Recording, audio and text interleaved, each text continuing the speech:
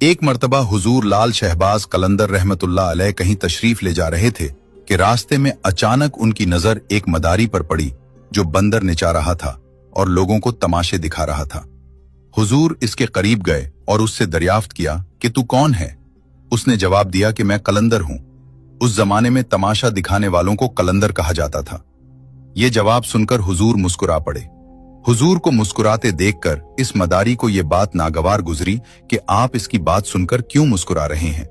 वो फौरन पलटकर बोल पड़ा, आप कौन हैं? तो हुजूर लाल शहबाज कलंदर रहमतुल्लाह अलैह ने फरमाया, मैं भी कलंदर हूं।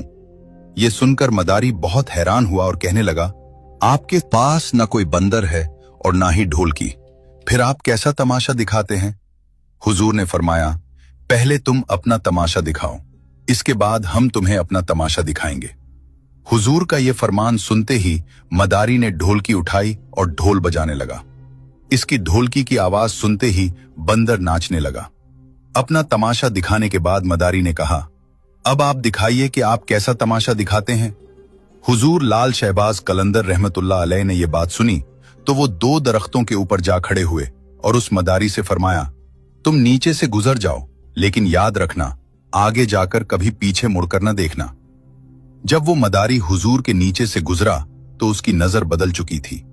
न वो सूरज की तपिश थी, न वो दरख्त, न वो गर्दो गुबार। सामने खूबसूरत पहाड़ थे, सरसब्ज और शादाब जमीन, मौसम न ज्यादा गर्म न सर्द, बिल्कुल मोतदिल। मदारी अभी इन्हीं सोचों में था कि उसने दूर से एक बहुत बड़ा लश्कर घोड़ों पर सवार अपनी तरफ आते देखा। लश्कर को देखकर उसने सोचा कि आज तो जान से हाथ धोना पड़ेगा।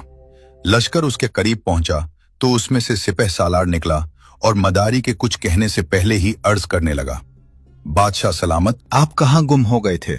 हम आपको कब से ढूंढ रहे हैं।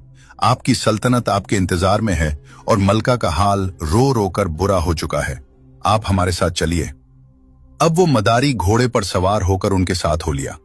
जब वो महल पहुंचा तो शाही महल का आलीशान नजारा देखकर हैरान रह गया और हैरत से उसे देखने लगा। जैसे ही वो अंदर दाखिल हुआ, खूबसूरत मलका उससे गला शिकवा करने लगी और उसे गले लगाकर कहने लगी, तुम कहां रह गए थे? मैं कितनी परेशान थी। तुम्हारे लिए सल्तनत के सारे लोग फिक्रमंद थे। इस मदारी की हैरत की इंतहा न रही। वो सोचने लगा कि ये सब क्या हो रहा है। ये खूबसूरत वादियां, ये शानदार महल, ये हसीन मलका, ये सब किसका है और ये लोग मुझे अपना बादशाह क्यों समझ रहे हैं? फिर धीरे धीरे वो मदारी सब कुछ भूलकर नहा धोकर शाही लिबास पहनकर तख्त पर जा बैठा।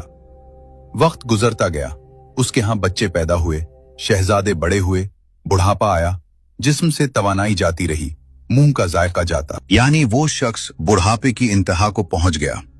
एक दिन वही शख्स दरिया के किनारे बैठा सोच रहा था कि आखिर मेरे साथ क्या माजरा हुआ था। इसी ख्याल में वो उस जगह जा पहुंचा जहां से वो गुजरा था, उस सड़क के पास। उस शख्स ने देखा कि वो दरख्त आज भी मौजूद है। उसे ख्याल आया कि चलो इन दरख्तों के पास जाकर देखते हैं कि आखिर मेरे साथ क्या वाक़या हुआ था।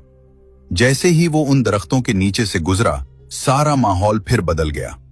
जो वक्त गुजर चुका था वो पलट गया और वो फिर से हुजूर लाल शहबाज कलंदर रहमतुल्लाह अलैह के पास आ खड़ा हुआ।